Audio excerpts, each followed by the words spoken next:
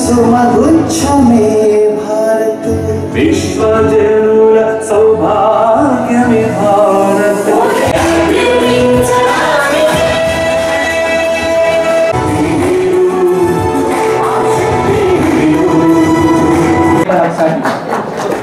Request చేస్తున్నాం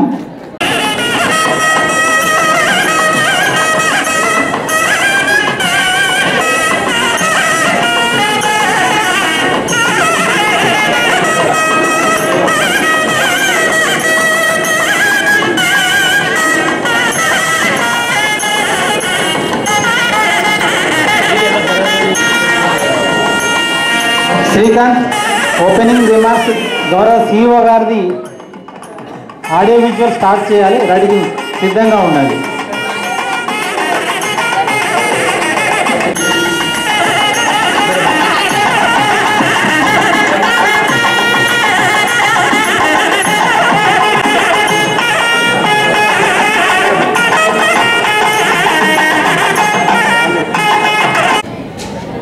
ఇప్పుడు opening remarks లో భాగంగా గౌరవ CEO గారి సందేశాన్ని డిస్ప్లే చేయాల్సిందిగా రిక్వెస్ట్ చేస్తున్నాను.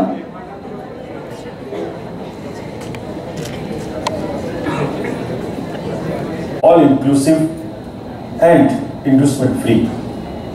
Our electoral roll serves as a vibrant and diverse which moves the world.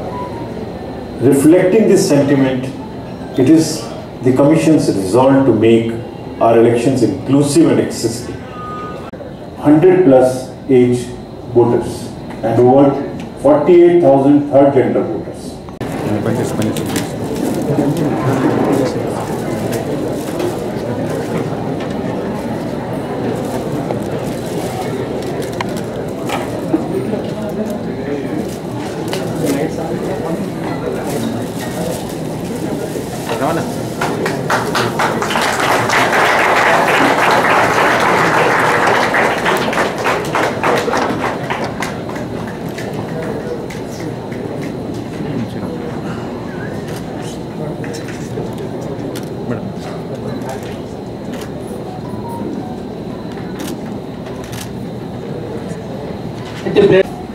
దయచేసి అందరూ చేయికి ఇలా ముందు కాకుండా భారతదేశ పౌరులమైన మేము ప్రజాస్వామ్యంపై విశ్వాసంతో మన దేశ సంప్రదాయాలను స్వేచ్ఛాయుత నిష్పక్షపాత ప్రశాంత ఎన్నికల ప్రభావాన్ని నిలబెడతామని మతం, జాతి, కులం, వర్గం, భాష లేదా ఎటువంటి ఒత్తిడులకు ప్రభావితం కాకుండా ప్రతి ఎన్నికల్లో నిర్భయంగా ఓటు వేస్తామని. Thank you. 1951 మొదటి ఎన్నికల నుండి ఇప్పటి వరకు జాతీయ ఎన్నికల కమిషన్ చేపట్టిన ఎన్నికలలో మార్పులను ఒక్కసారి అవలోకనం చేద్దామని. ఒక్కరోజు ముందు భారతదేశంలో నిష్పక్షపాతంగా ఎలాంటి ప్రలోభాలు లేకుండా రెగ్యులర్గా fair and free election conduct చేయడానికి భారత రాజ్యాంగం ఏర్పాటు చేసిన ఎలక్షన్ కమిషన్ని 25 జనవరి 1950 నాడు ఏర్పాటు చేయడమైంది. ఇట్టి భారత ఎన్నికల సంఘంకి మొట్టమొదటి ఎన్నికల అధికారిక కమిషన్ CEOగా శ్రీ ఎలక్షన్ కమిషనర్గా సుకుమార్ సేన్ గారిని 21 ఫిబ్రవరి 1952 వరకు 68 ఫేసెస్లో 100 డేస్ తీసుకున్నారు. సో ఇక్కడ మొట్టమొదటి ఎలక్షన్ అప్పుడు మనకి 172 మిలియన్ ఓటర్స్ ఉంటే దాంట్లో 45.8% ఓటింగ్ జరిగింది. ఫస్ట్ ఎన్నికల్లో ఎంతమంది అభ్యర్థులు నిల్చుంటే అంతమంది అభ్యర్థులకు డిఫరెంట్ బ్యాలెట్ బాక్సెస్ని ఏర్పాటు చేసి వాటి మీద వారి ఫోటోలు ఉంచి లాకింగ్, సో ఒక లోపల ఒక వేలు పెట్టడం ద్వారా అది ఓపెన్ అవుతుంది. సో అది వితౌట్ ఎక్స్టర్నల్ లాకింగ్ తోటి ఉండడం జరిగింది. దీనికి 50 ప్రోటోటైప్స్ గాడ్రేజ్ కంపెనీ వాళ్ళు తయారు చేసి లాస్ట్కి ఈ మోడల్ని యాక్సెప్ట్ చేయడం జరిగింది. వారు మన ఫస్ట్ ఎలక్షన్స్ తయారు చేసి వాళ్ళు నిరంతరం శ్రమించి ఎలాంటి ఇబ్బందులు లేకుండా ఎలక్షన్ నిర్వహించడానికి వారు తోడ్పడ్డారు. ఇప్పటికీ గాడ్రేజ్ కంపెనీ వారు మాకు ఇంతకంటే ఎన్నికలు నిర్వహించాలనే ఉద్దేశంతో ఎన్నికల కమిషన్ నేషనల్ ఫిజికల్ ల్యాబొరేటరీ వారు తయారు చేసిన ఇండెలిబుల్ ఇంక్, దీంట్లో సిల్వర్ నైట్రేట్తో పాటు దాంట్లో కొన్ని నిగూఢ కెమికల్స్తో ఇది తయారు చేయడం జరిగింది. ఇప్పటి వరకు ఈ ఫార్ములాని ఎక్కడ కూడా రివీల్ చేయలేకపోయారు. అండ్ ఇది శరీరానికి ఎటువంటి హాని కలిగించకుండా మినిమం 3 days నుంచి కొన్ని ఇప్పటి వరకు మనం వేసినది ఇప్పటి వరకు కూడా చాలా మందికి ఉండొచ్చు. సో దట్ ఈస్ ద ఎలాంటి ప్రలోభాలకు ప్లస్ మన యొక్క మెషినరీ, ఎందుకంటే ఎలక్షన్ సందర్భాన్ని పురస్కరించుకొని మేము టీఎస్ఆర్జేసీ పెద్దాపూర్ క్యాంప్ నుంచి ఒక చిన్న స్కిట్ ప్రదర్శించడానికి వచ్చాము. మీ అందరికీ జాతీయ ఓటర్ల దినోత్సవం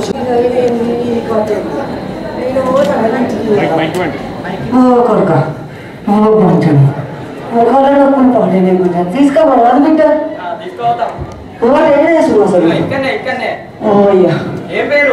నా పేరా ఎల్లవా ఏడికి పోగడం ఎంత దూరం మంచి కాలాన్ని నొప్పున్నాయి. ఇలా వృద్ధులకి సపరేట్ గా లైన్ నుండి ఓటు వేసే అవకాశం ఉంటుంది. అలాగే మొత్తానికి నడవని పరిస్థితి వారికి 2 రోజుల ముందే అధికారులు ఇంటికి వచ్చి మరి ఓటు వేసి వినియోగించుకునే అవకాశాన్ని ఇస్తున్నారు. రైతులు ఓటు వేస్తే పొలాలన్నీ ఎండిపోయేటట్టు బాధ్యత సాగుతారా? నన్ను లైన్ పంపిస్తారా? ఒక బాధ్యత అదే వరకు ఉంటాయి. కనీసం మీరు ఓట్లు వేసిన అరే నాకు ఇంటికాడ పనులు బాగున్నాయి రా, గొడ్లన్నీ బర్లన్నీ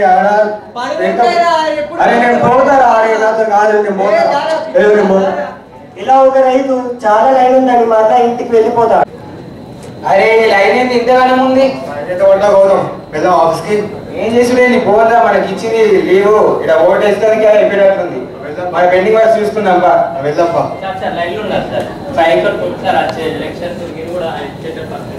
ప్రతి ఒక్క ఉద్యోగికి జీతంతో కూడిన సెలవులు ఇస్తారు. కాబట్టి ప్రతి ఒక్క ఉద్యోగి వారి ఓటుని వినియోగించుకోవాలి.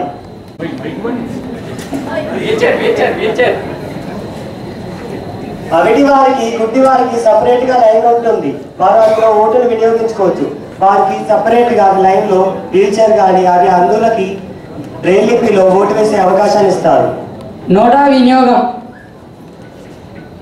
అరే హరి నమస్తే. నమస్తే రా. అరే ఇన్ని రోజులు ఎట్లా ధనవాళ్ళు?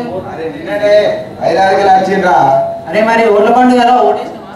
అరే ఓటేద్దాం అనుకున్నాను, అభ్యర్థులు ఎవరు నాకు నచ్చలేదురా. అరే నీకు అభ్యర్థులు నచ్చకపోతే నోటా అని ఒక ఆప్షన్ ఉంటుంది కదా, దాన్ని చేయకపోయినావు. అరే నాకు తెలియలేదురా. మరి బాగా చేద్దాం బా. నిల్చున్న అభ్యర్థి ఎవరు మీకు నచ్చకపోయినా నోటాకి ఓటు వేసి మీ నచ్చనితనాన్ని కూడా వ్యక్తిత్వపరచు. యువకులు ఓటు వేస్తే చూసిన మంచిగా ఉంది. హలో దోస్తులు, ఓటేసరికి వచ్చినాం. లోపడి ఎలా ఉంటుంది మీకు చూపిస్తాను రండి. లోపలికి ఫోన్ అలా ఉండదు. ఎందుకుంటే ప్రైవసీ బయట ఇచ్చి వెళ్ళండి. బయట మరి సెక్యూరిటీ ఉంటారా? ఫోన్ సెక్యూరిటీ ఉన్నాడు, ఇచ్చి వెళ్ళండి. ఇలా ఎటువంటి ఎలక్ట్రానిక్ గ్యాడ్జెట్స్ లోపలికి అనుమతించబడవు. మీరు మర్చిపోయి తెచ్చినా కూడా బయట ఉన్న కానిస్టేబుల్ కి ఇచ్చి లోపలికి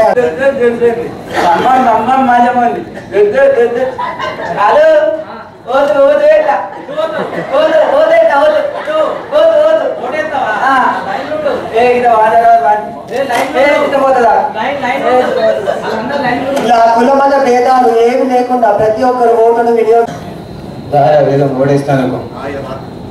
లోపలికి పార్టీ కండవాళ్ళు అలా ఉండదు. ఎందుకుండే సార్? అందరు సమానమే కదా. పార్టీ లీడర్ కూడా వేస్తారు ఇంకో. అయినా మంచిది, బయట ఇచ్చి వెళ్ళండి సార్ కండవాళ్ళు. ఎటువంటి పార్టీ కండువలు కానీ. పోలింగ్ సమయం ముగిసింది. అరే మళ్ళీ వచ్చి వస్తాను అప్పుడు ఓటేది టైం అయిపోయింది. ఆడు రాబాయే.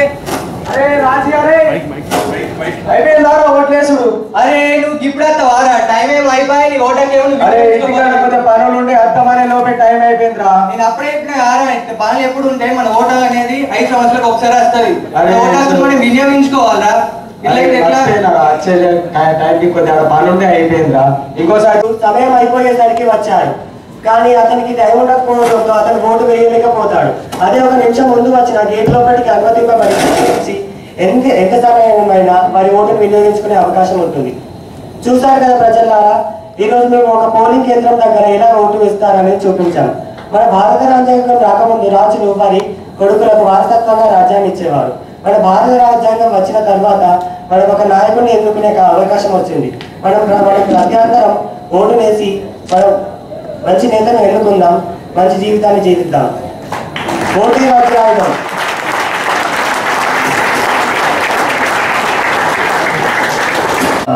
అసోసియేషన్ సభ్యులను మమ్మల్ని పిలిపించి గౌరవ కలెక్టర్ గారు మరి మీరు ఈ 80 ఏళ్ళ వాళ్ళు ఓటు వేసేందుకు మీరు అవగాహన కల్పించాలంటే మేము ఇంటింటికి తిరిగి కూడా వారికి అవగాహన కల్పించి వారితో ఓటు వేసే ఆ ఫామ్ను కూడా నింపి మేము అధికారులకు అందజేయడం జరిగింది. మరి అట్లాగే దివ్యాంగులకు కూడా మరి మంచి సౌకర్యాలు కల్పించారు. అట్లాగే మా సీనియర్ సిటిజన్ కూడా ఒక ప్రత్యేక బూత్ మాత్రం అంటే మోడల్ బూత్ మాత్రం ఏర్పాటు చేయాల్సి ఉండే, అది ఈ ఎంపీ ఎలక్షన్లో ఒక మోడల్ బూత్ వేయాలని మా జిల్లా కలెక్టర్ గారిని కోరుతా ఉన్నాం. మరి ఈ సందర్భంగా మరి మా సీనియర్ సిటిజన్కు అన్ని ప్రత్యేక సౌకర్యాలు కల్పించి మరి వారు ఓటేసేందుకు అన్ని విధాల సౌకర్యాలు కల్పించిన మా స్లీప్ ఎన్నికల అధికారి లక్ష్మీనారాయణ గారికి అట్లాగే జాయింట్ కలెక్టర్ గారికి Today, 25th of January, we are here to celebrate National Voters Day. This is the most important day of our nation. On this day, in 1950, first in Constitution of India established the National Election Commission, which provide us the opportunity to celebrate the rights and freedom, and which provide us the chance to uphold the democracy. This is the main day which provide you and me the right to vote. Right to vote is not only the right but is a responsibility which empower us to select kind of I wanted to share in Telugu. ఒక forest ఉంటుంది, ఫారెస్ట్లో elections అవుతూ ఉంటాయి. ఎలక్షన్స్లో candidates ఎవరంటే water and trees. ఫారెస్ట్లో ఉండేది water, trees ఉంటాయి కదా. సో వాటర్ ఎలక్షన్స్లో నిలబడ్డది, వాటర్ నిలబడుతుంది అండ్ ఒక యాక్స్ నిలబడుతుంది, అంటే గొడ్డలు నిలబడుతుంది. ఎలక్షన్స్ అయిన తర్వాత ఎలక్షన్స్ అవుతూ ఉంటాయి, ఓటర్స్ అందరు వచ్చి, ట్రీస్ అన్నీ వచ్చి ఓటేసి వెళ్ళిపోతాయి అన్నమాట. ఆ ఎలక్షన్స్ అయిపోయిన తర్వాత ఎలక్షన్స్ రిజల్ట్స్ చూస్తే ఏది గెలుస్తుంది అనుకుంటారు? మోస్ట్లీ వాటర్ గెలుస్తుందా, యాక్స్ గెలుస్తుందా, గొడ్డలి గెలుస్తుందా, వాటర్ గెలుస్తుందా? Absolutely wrong. వాటర్ గెలవదు. ఎందుకు తెలుసా? చెట్లు ఏమనుకుంటాయి తెలుసా? ఆ గొడ్డలికి వెనుక ఏముంటుంది? కట్టె ఉంటుంది కదా. ఇది కట్టె మా జాతికి చెందింది, మా జాతి, మా కులం, నాకు డబ్బు ఇచ్చింది, మా కట్టే, మేము మా కట్టెకే ఓటేస్తామని చెట్లు అనుకుంటాయి. అప్పుడు ఏమవుతుంది? గొడ్డలికి ఓటేస్తే ఫారెస్ట్ అంతా నరికేస్తుంది కదా. సో ఆ ఓటేయడం వల్ల, ఆ గొడ్డలి గెలవడం వల్ల ఫారెస్ట్ అంతా నరికేస్తారనమాట. వాటర్ గెలిచుంటే ఏమయ్యేది? అభివృద్ధి చెందేది. ఏమయ్యేది? ఫారెస్ట్ పెద్దగా అయ్యేది, వాళ్ళ ఫ్యామిలీ, చెట్ల యొక్క ఫ్యామిలీ పెరిగేది. సో మనం ఓటేసేటప్పుడు కూడా జాతి, కుల, మత భేదం లేకుండా మనం ఎవరు కరెక్ట్ క్యాండిడేట్, ఎవరినో కరెక్ట్ చూస్ చేసుకొని మనం ఓటేయాలన్నమాట. Thank you so much.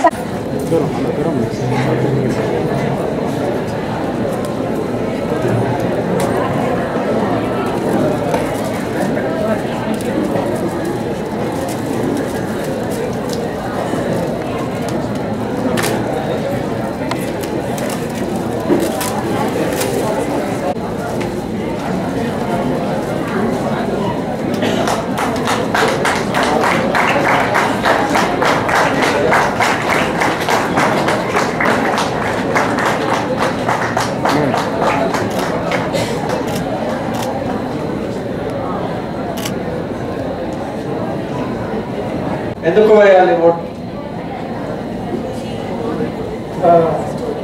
స్టోరీలో మంచిగా చెప్పారు. ఎక్కడ ఆమె వెళ్ళిపోయారు. So basically 2024 this year entire South ఏషియాలో ఎలక్షన్ జరుగుతుంది. ఎంటైర్ సౌత్ ఏషియా అంటే Pakistan, India, Bangladesh, Sri Lanka, Thailand, some of the South Asian countries also జరుగుతుంది 2024. ఎందుకు అన్ని జిల్లాలు అన్ని కంట్రీస్ లో ఒకేసారి జరుగుతుంది? ఎందుకంటే మనమంతా బ్రిటిష్ ప్రభుత్వం నుంచి ఒకేసారి ఫ్రీడమ్ వచ్చింది. 1947 లో ఆల్మోస్ట్ దాదాపు 1947-50s వరకు దాదాపు అందరికి ఒకేసారి వచ్చింది. Same cycle continue. మొన్ననే బంగ్లాదేశ్ లో కంప్లీట్ అయింది ఎలక్షన్. ఎవరైనా చూసారా బంగ్లాదేశ్ లో ఎట్లా జరిగింది ఎలక్షన్ అని? Bangladesh recorded the lowest voter turnout in the entire history. Second lowest voter turnout since 1947. 1947 నుంచి ఈ రోజు వరకు వాళ్ళు ఎన్ని ఎలక్షన్స్ కండక్ట్ చేశారో ఈసారి చేసిన దాంట్లో lowest voter turnout. And 75% of the seats okay party గెలుచుకుంది. బంగ్లాదేశ్ అవామీ లీగ్ ఒకే పార్టీ గెలుచుకుంది. 80% ఆఫ్ ద సీట్స్ లో అపోజిషన్ పార్టీ వాళ్ళు నించోనే లేదు, ఎలక్షన్ నించోనే లేదు. That is the state of democracy in other. దేశంలో ఎట్లా జరుగుతుంది మీరు ఎంటైర్ ఎలక్షన్ పిపిటి చూస్తే మీకు తెలుస్తుంది. ఫస్ట్ మనకి కాన్స్టిట్యూషన్ కానీ మనకి ప్రజల్ని ఎన్నుకునే హక్కు కానీ మనకి లేకపోయి ఉంటే ఈ రోజు మనం ఎవ్వరు ఈ స్థానంలో కూర్చునే వాళ్ళం కాదు. మీకు ఎవరికి ఎంబీబీఎస్ సీట్ వచ్చేది కాదు, నర్సింగ్ సీట్ వచ్చేది కాదు, మనమందరికి ఉద్యోగాలు వచ్చేది కావు. ఎవ్వరు మనం ఈరోజు ఇట్లా ఉండే వాళ్ళం కావు. ఇవన్నిటికీ మీరు చూస్తే ఎలక్షన్ హ్యాస్ ఎవాల్వ్డ్. ఫస్ట్ ఏంటి, అందరికీ మనము ఓటు హక్కు కల్పించాలి, అందరికీ సమానంగా మనం ఓటు హక్కు కల్పించాలి అనే ఉద్దేశంతో స్టార్ట్ అయిన ఎలక్షన్ ఈ రోజు చాలా స్టెప్స్ ముందుకు వచ్చింది. ఫస్ట్ మహిళలందరికీ ఈక్వల్ గా రావాలి, ఓటు వేయాలి. ఫస్ట్ జస్ట్ డబ్బున్న వాళ్ళు మాత్రమే కాదు, కొంత కులం వాళ్ళు, కొంచెం జాతి ధర్మంకి చెందిన వాళ్ళు మాత్రం కాకుండా ప్రతి ఒక్కళ్ళు ఉండాలి. నెక్స్ట్ ఆడవాళ్ళు ప్రతి ఒక్కళ్ళు ఉండాలి. దాని తర్వాత ఎవరైతే మార్జినల్ క్లాస్ ఉన్నారో ట్రాన్స్జెండర్స్ కావచ్చు, ఇంకొకటి కావచ్చు. లాస్ట్ 2019 జనరల్ ఎలక్షన్ లో 4,50,000 transgenders have voted in India. ఈసారి ఇంకా దానికంటే ఎక్కువ మంది ఓటు వేయబోతున్నారు. దీంతో పాటు ఇట్లా ప్రతి స్టెప్, ప్రతి ఎలక్షన్ మోడిఫికేషన్ ఉంటుంది. మనం అధికారులకి కూడా అంతే. మనం ఎన్నిసార్లు ఎలక్షన్ చేసామనుకున్నా కూడా నెక్స్ట్ చేసే ఎలక్షన్ ఇంకా డిఫరెంట్ గా ఉంటుంది. ఎందుకు, ఎలక్షన్ ప్రతి స్టేజ్ లో రిఫైన్ అవుతూ వస్తుంది. ఎక్కడ కూడా ఏ ఒక్క అంశం కూడా తప్పు చేయకుండా మనం రిఫైన్ చేస్తూనే వస్తున్నాం. ఈసారి మనము ఇంకా ఒక స్టెప్ ముందుకు పోయి ఎవరైతే చాలా ఇంతకు ముందు స్కిట్ లో కూడా చెప్పారు, ఎవరైతే ఓల్డ్ ఏజ్ వాళ్ళు పని వచ్చి ఓటు వేయలేకపోతున్నారో వాళ్ళని కూడా కవర్ చేస్తూ ఇట్లా ఎలక్షన్ ప్రతి రోజు ఎవాల్వ్ అవుతుంది. అర్బన్ ఏరియాస్ లో సిఇఓ గారు మెసేజ్ లో కూడా చెప్పారు, మనం ఇంత ప్రాసెస్ ని ఎవాల్వ్ చేస్తున్నాము, అందరికీ కలుపుకుని అందరికీ ఓటర్కు కల్పించి మనం ఇంక్లూజివ్ గా చేయాలనుకున్నప్పటికీ యంగ్ ఓటర్స్ లో డిక్లైన్ అవుతుంది. ఎస్పెషల్లీ యంగ్ ఓటర్స్ లో ఓటింగ్ పర్సెంటేజ్ తక్కువ ఉంది, అర్బన్ ఓటర్స్ లో ఓటింగ్ పర్సెంటేజ్ తక్కువ ఉంది. ఎందుకు నేను కూడా ఇక్కడ ఐఏఎస్ చదివే ముందు కానీ ఎగ్జామ్ రాసే ముందు కానీ ప్రైవేట్ సెక్టర్ లో పని చేస్తుండే. ప్రైవేట్ సెక్టర్ లో పని చేస్తున్నప్పుడు నేను ఎప్పుడు కేర్ చేసేవాడిని కాదు. పేపర్ ఒకరోజు చదివింది లేదు, నాకు ఎవరు సీఎం తెలియదు, ఎవరు పిఎం తెలియదు, బడ్జెట్ ఏంటి తెలియదు, ఎవరికీ తెలియదు. ఎందుకంటే నాకు అవసరం లేదు. నేను చదువుకున్నాను, నాకు పని వచ్చింది, నేను పని చేస్తున్నాను, నాకు సాలరీ వస్తుంది, నేను చూసుకున్నాను, హైగా అయిపోయింది. This is the fact. It is fact for me also. I never bothered. But ఒక్కసారి నేను ఈ ప్రాసెస్ కి స్టార్ట్ చేసినప్పుడు when we study this thing, అప్పుడు మాకే అర్థమవుతుంది మనము స్వాతంత్రం కోసం ఎంత కష్టపడ్డాం.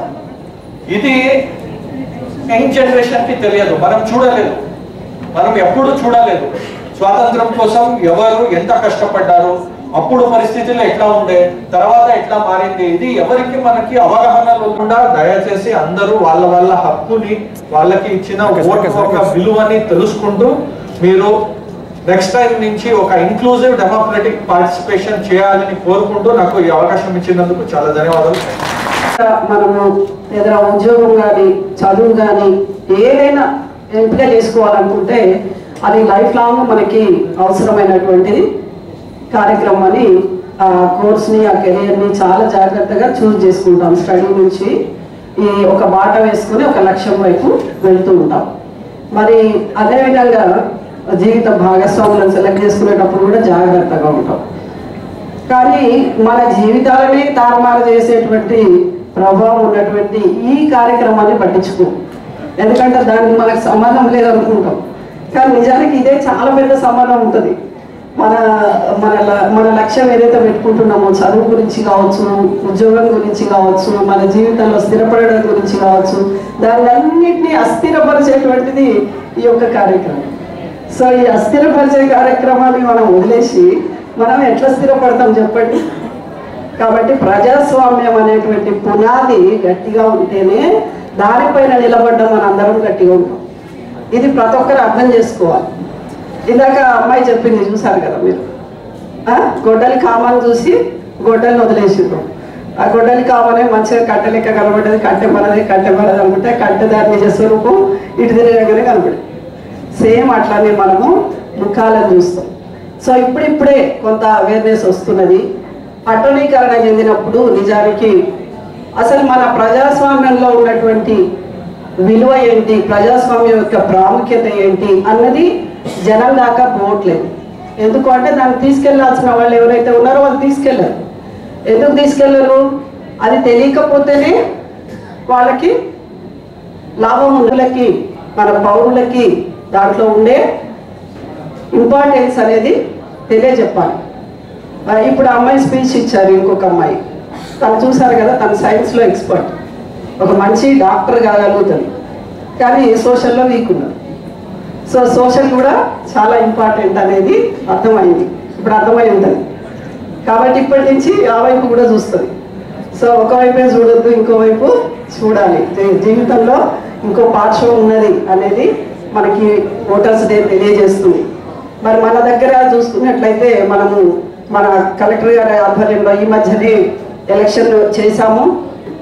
మరి ఆ ఎలక్షన్లో ఇందాక మేడం మాట్లాడుతున్నప్పుడు కూడా అదే అంటున్నారు. ఫస్ట్ ఎలక్షన్ స్టార్టింగ్ అప్పుడు మనకి జిల్లా అధికారులకి ఏం చేయాలో ఎట్లా చేయాలో ఏం తెలియదు. ఇప్పుడు లక్ష్మీనారాయణ గారు చూడండి మంచిగా ధాటిగా నడిపించేస్తున్నారు. దేని తర్వాత ఏమొస్తుంది, దేని తర్వాత ఏముంటుంది అని అందరూ నేర్చుకున్నారు అని చెప్పి చాలా సంతోషపడుతున్నాం. That is good thing. ఎందుకంటే మనము చేసిన ప్రతి ఒక్క కార్యక్రమం వలన ఎంతో కొంత మన వంతు, అందరినీ మనం మార్చలేము, బట్ మన జిల్లాలో మ్యాక్సిమం ఓటర్లకి కొంత సందేశం వెళ్ళింది. చేసుకోవాలి, మన సవరణలు చేసుకోవాలి, మన ఓటర్ల జాబితాని ప్యూరిఫై చేసుకోవాలి, తద్వారా మనము కావాల్సిన వాళ్ళని, సరైన వాళ్ళని ఎన్నుకోవాలి అనేది తెలిసింది.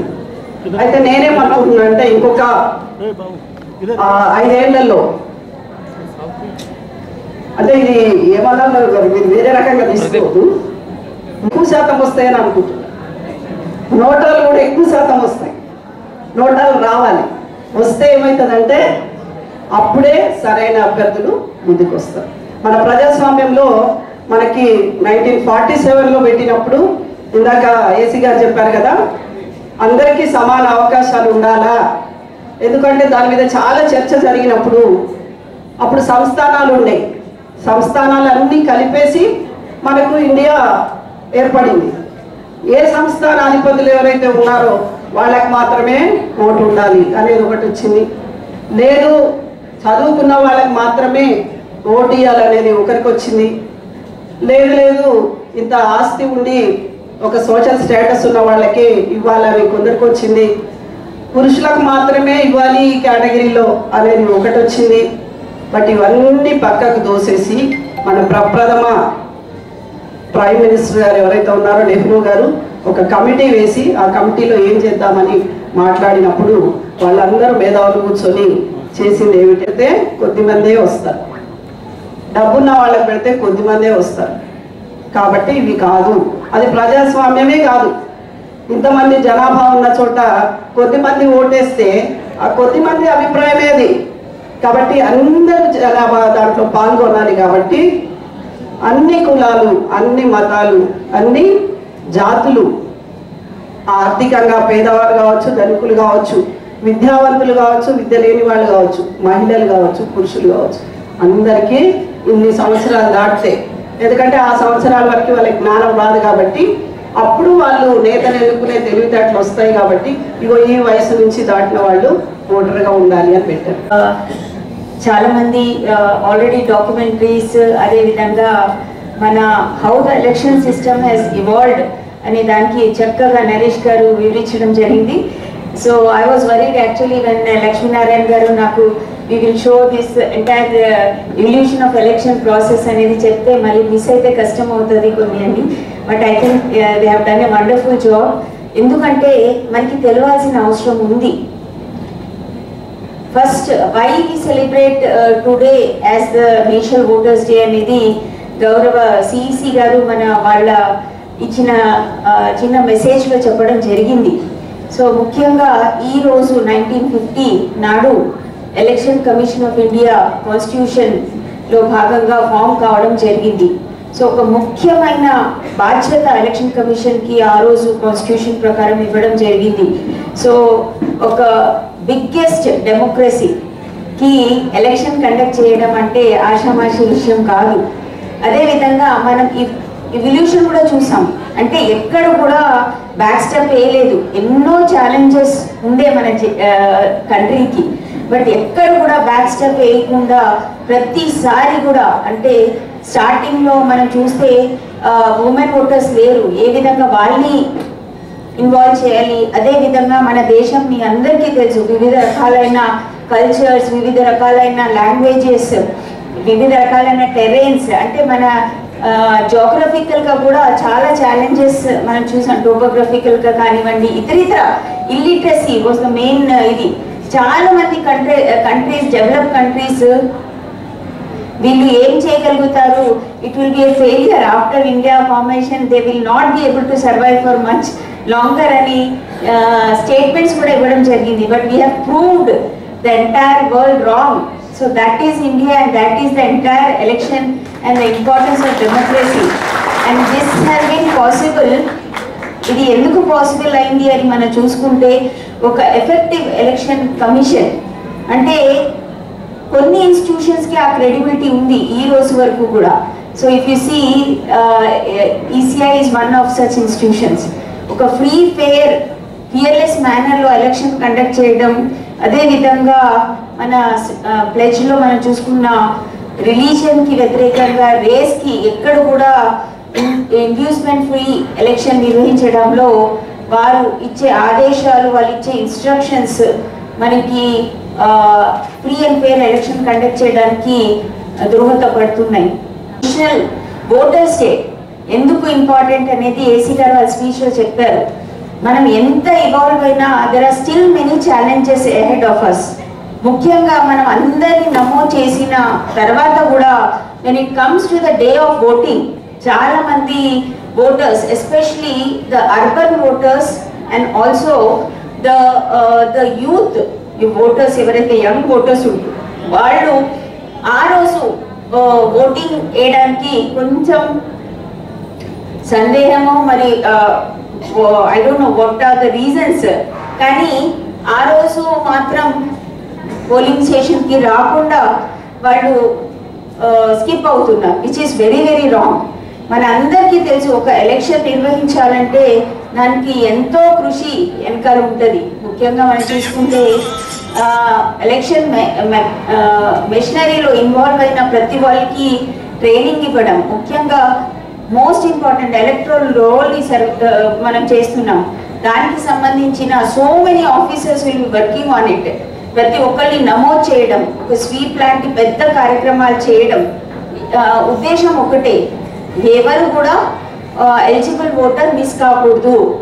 ఎవరైతే రోల్లో ఉండకూడదు వాళ్ళని తొలగించడం, ముఖ్యంగా షిఫ్టెడ్ ఓటర్స్ ఉంటారు, డెడ్ ఓటర్స్ ఉంటారు, డూప్లికేట్ ఓటర్స్ ఉంటారు.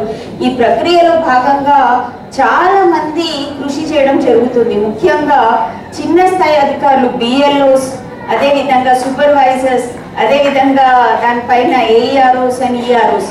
సో ఎలక్ట్రల్ రోల్ ఫస్ట్ స్టెప్గా మనం ముందుకు వెళ్ళడం జరుగుతుంది. అదేవిధంగా for the conduct of election మీకు తెలీదు, ఇప్పుడే సార్ స్పీచ్లో మనం విన్నాం, we are the biggest democracy and the entire world is looking at India. ఎలా వీళ్ళు నిర్వహిస్తారు? రానున్న సమయంలో మన 18th లోక్సభ ఎలక్షన్ నిర్వహించుకోబోతున్నాం. దీనిలో భాగంగానే ఇతర కంట్రీస్ కూడా ఈ సంవత్సరం మనం చూసుకుంటే 60 other countries will also be conducting election.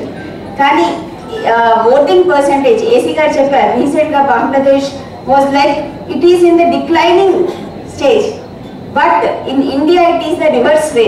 Every time there is a increase in the percentage. That shows that how election commission, election machinery is working and how our voters are much aware of their rights.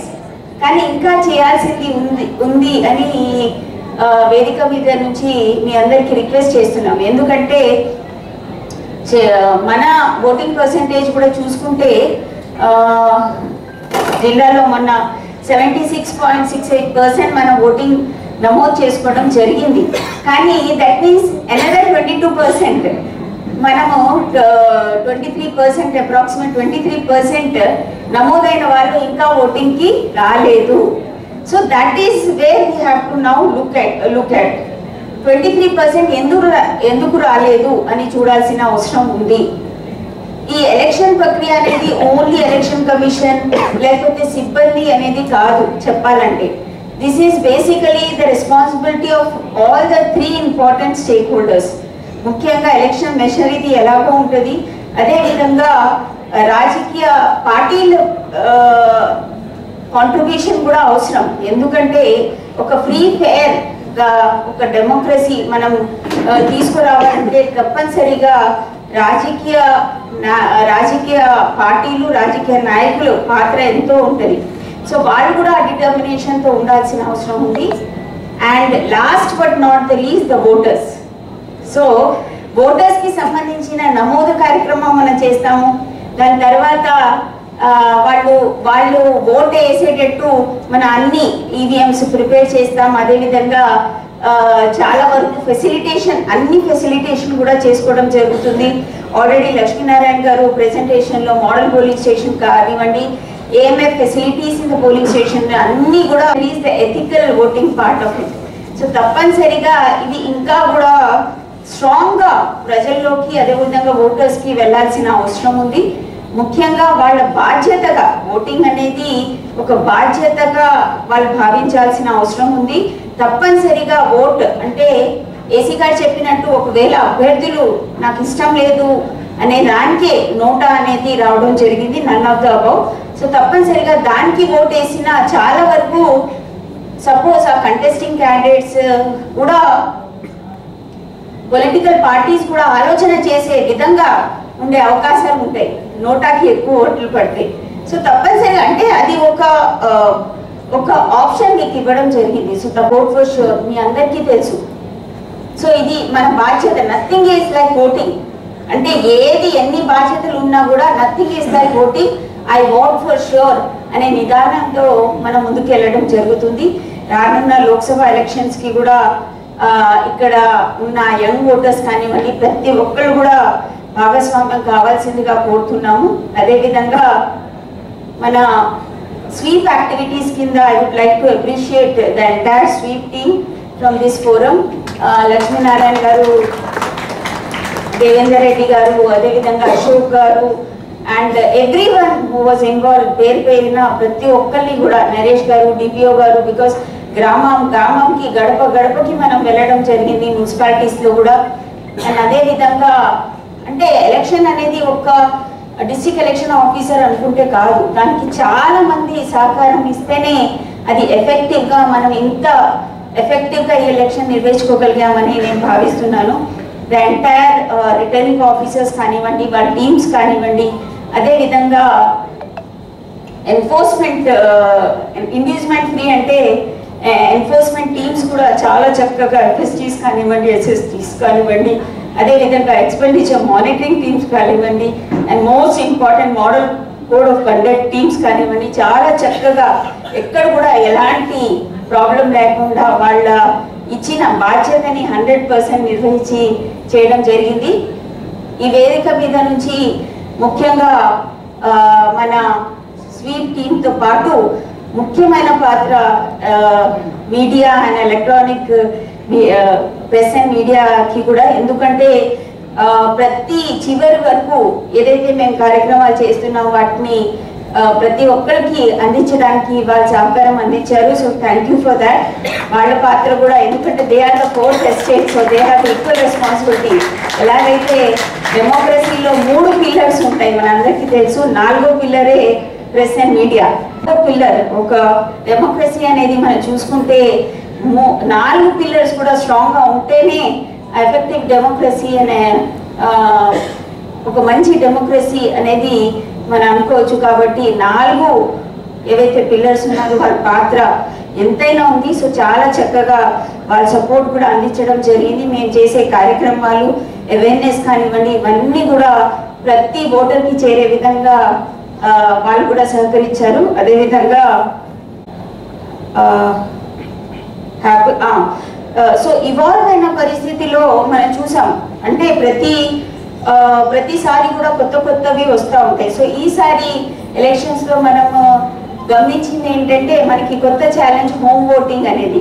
అది కూడా home voting అంటే మన పెద్దవాళ్ళు ఎవరైతే polling స్టేషన్కి రాలేని వాళ్ళు, అదేవిధంగా పీడబ్ల్యూడి ఓటర్స్ ఎవరైతే రాలేని, పిహెచ్సి ఓటర్స్ ఎవరైతే ఉంటారో వాళ్ళు రాలేని పరిస్థితిలో వాళ్ళకి ఇంటి నుంచి కూడా ఓటింగ్ చేసే సదుపాయం మనకు కల్పించడం జరిగింది. So that was something new experience.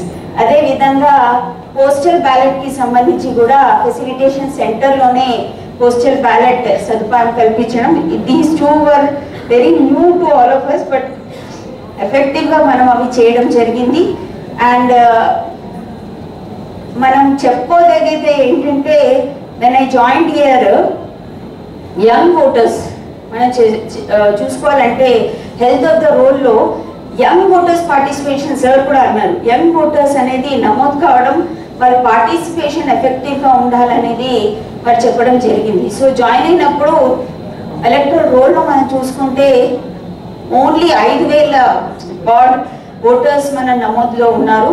But ఒక ఎఫెక్టివ్ స్వీప్ కార్యక్రమం కింద ప్రతి కాలేజ్కి, ప్రతి 12th క్లాసెస్ ఎక్కడైతే ఉన్నాయో జూనియర్ కాలేజెస్, అదేవిధంగా డిగ్రీ కాలేజెస్ అండ్ ప్రొఫెషనల్ కాలేజెస్ని స్వీప్ కార్యక్రమం కింద ప్రతి ప్రిన్సిపల్ కూడా ముందుకు వచ్చి ప్రతి ఒక్కరిని మేము నమోదు చేస్తామని వాళ్ళు great achievement for all of us, because the future is young generations, వాళ్ళ భవిష్యత్తు కోసమే మనం ఇంత వర్క్ చేస్తున్నాం. సో వాళ్ళ పార్టిసిపేషన్ కూడా ఈక్వల్ ఇంపార్టెంట్ అని భావించి మనం ప్రతి ఎలిజిబుల్ ఓటర్ని కవర్ చేయడం జరిగింది. అమెండ్మెంట్ తెచ్చి ఇప్పుడు 4 కట్ ఆఫ్ డేట్స్ అనేది మనం తీసుకురావడం జరిగింది. 1st of January, 1st of April, 1st of July, 1st of October. ఎవరైతే 18+ అవుతారో, అంటే 17 క్రాస్ అయ్యి 18లో ఈ 4 క్వాలిఫైయింగ్ డేట్స్లో ఎవరైనా ఎలిజిబుల్ అయితే వాళ్ళు ముందే అప్లై చేసుకోవడానికి అవకాశం ఎలక్షన్ కమిషన్ ఇవ్వడం జరిగింది.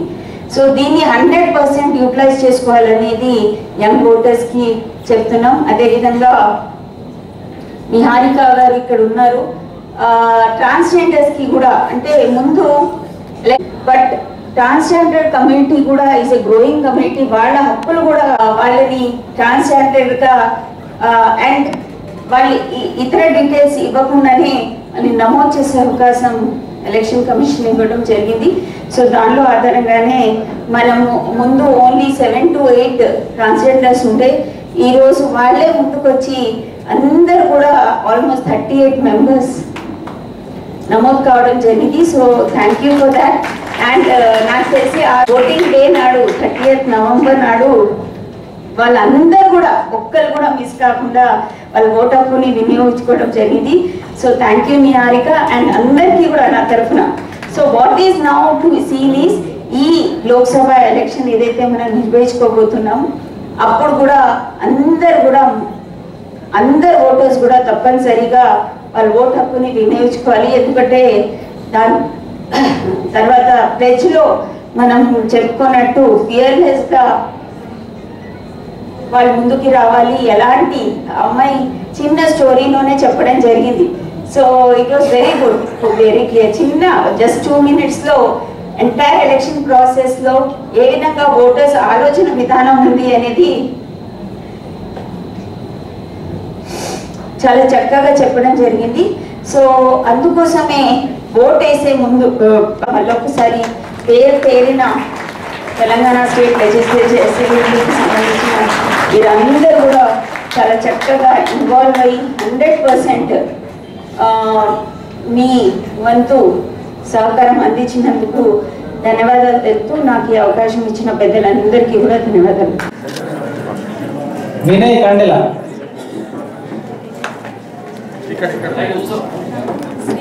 Mamidipalli Vijay,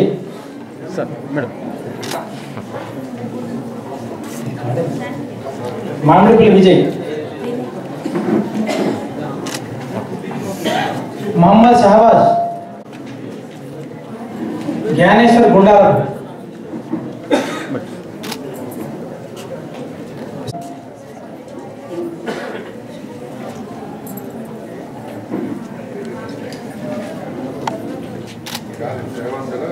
district icons mementos. Yes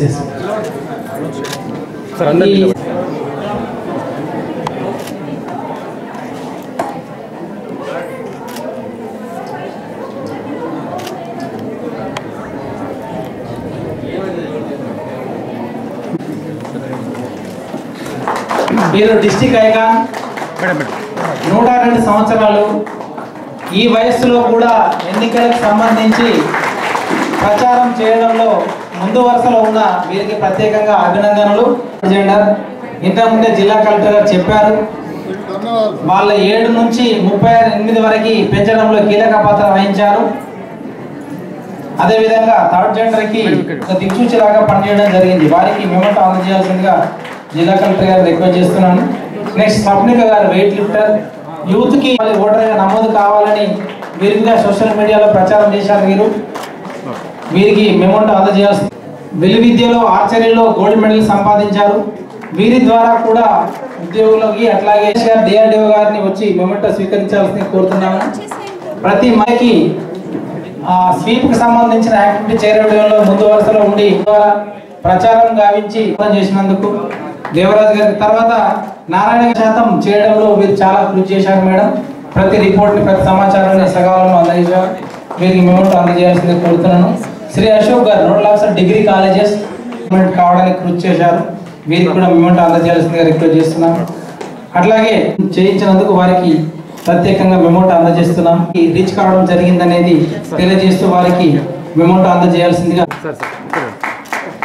ఈ కార్యక్రమాలన్నింటిలో మేడం అట్లాగే జ్ఞానేశ్వర్ మా కార్పొరేషన్ నైట్ హాల్స్ పనిచేస్తూ సహకరించారు మేడం. ఉండి కార్యక్రమాల్లో పాల్పంచుకొని మన స్వీప్ కార్యక్రమంలో తోడ్పాటు అందించారు మేడం. కేంద్రంలో మన ఏఓ గారు అట్లాగే హకీం గారు వివరాలు అందజేయడం, అట్లాగే ఈడిఎం మమత కూడా చాలా హెల్ప్ చేశారు మేడం. వారికి కూడా ప్రత్యేకంగా మెమోటో